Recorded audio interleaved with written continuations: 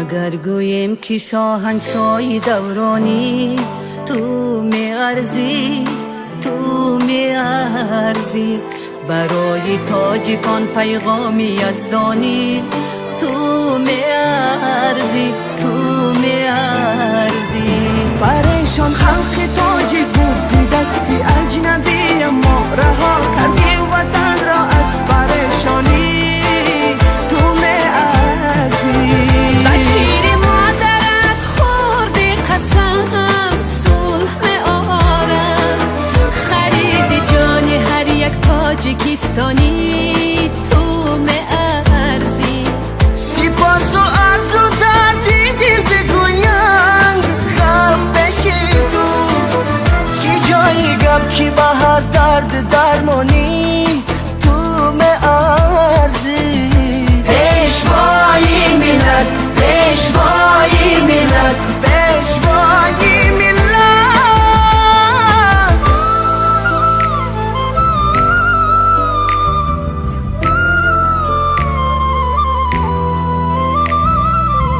با هر جای سفر کردی فضای تیره شد روشن، خدا داده چو خورشید درخشانی تو میارزی.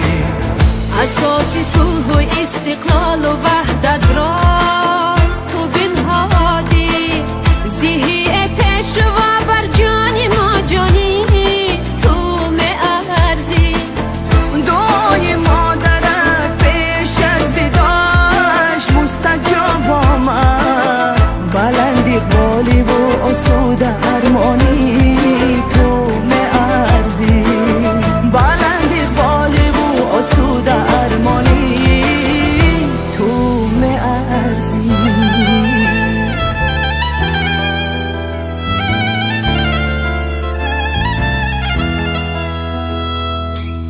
اگر گویم که شاهنشاهی دورانی تو میارزی، تو میارزی برای تاجیکان پیغامی یزدانی تو میارزی، تو میارزی.